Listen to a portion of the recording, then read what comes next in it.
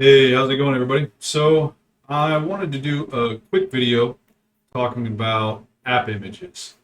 Now, app images are something I think is an excellent way to basically remove the integration problem and the packaging problem from the equation. So, one of the problems with, say, for instance, Snap or Flatpaks is it still requires kind of like a central authority. And some people say, "Oh, but I want a central authority. I don't want it to be like Windows. I want to have my applications be auto updated and all these kind of things." So yeah, that's kind of like a problem that I agree with, but a lot of people aren't aware that app images actually have that same capability.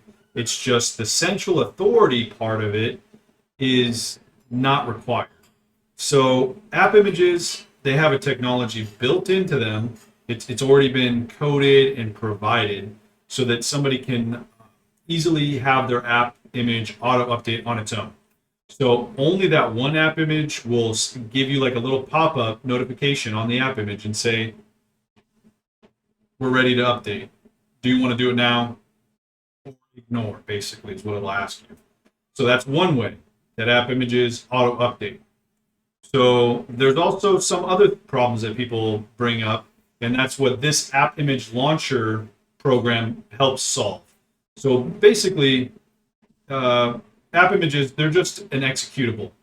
It's a compressed executable that will execute. It's a compressed binary, if you prefer that terminology, and it'll just open up the binary and run it. Right.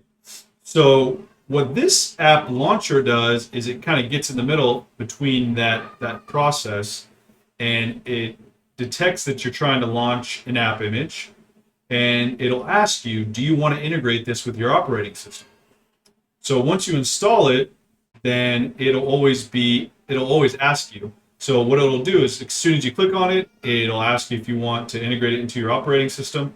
It'll create the desktop files, the desktop files that are in various places and different distributions.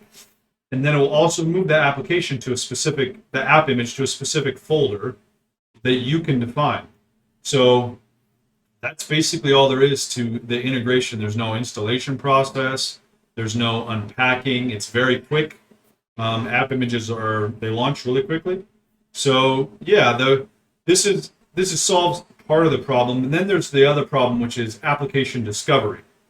So application discovery, there's this piece of software called Pling Store, which integrates into this kind of open desktop.org website. This company has been around for a really long time. I think they were recently purchased a little while ago, or somebody bought into it, or something like that. Something happened. But basically, it's been around for a long time. KDE uses this pretty exclusively for all their theming, for all their custom stuff that's just easily downloaded through their panels and widgets and all that stuff. So this has been around for a really long time. It's a good place to have a store, I think, because it's not connected to any one distribution. It's just something application developers can add their GitHub or their GitLab or whatever, add their information to here, and then it will show up in the store. Then it also makes it easier to install all your different icon packs and other things like that, even on GNOME. So I mean, GNOME's not really usually the friendliest thing to do that stuff on. It's not terrible, but it's not as easy as Flatpak, for example. So this makes it super easy.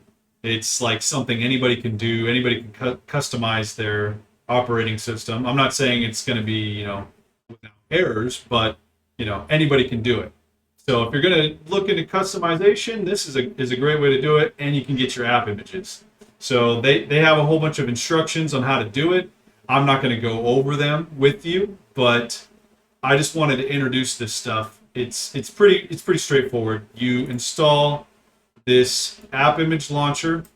Once you install the app image launcher, you install Pling Store, and then You open Pling Store, and boom, Bob's your uncle. You're good to go. That's not to say you can't still, just download a random app image. You can still do that. There's still Zap, which is like a command line package manager. You could still use that. There's tons of options, and no matter what, you're still getting the same package, and that's what I think is beautiful. There's no central control for the apps, and that's more of the Linux way of doing things. I think snaps and Flatpaks, they're not. There's nothing wrong with them. They're great technologies. I'm still going to be using them. I just think that app images they're better. Um, they're just better. It's going to be better for a lot of reasons. I mean, just having it all integrated into one package is going to be sweet. Um, the Flatpak solution, a little bit more. It's engineered in a different way, where it's like it's having different packages that house some of the libraries, so that can make it take up less space. It solves kind of the space problem. Some people that are concerned with that. I don't really think that's a big deal, but just wanted to let you guys know about this Pling Store app image launcher.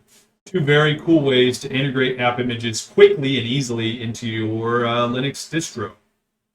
So yeah, take it easy.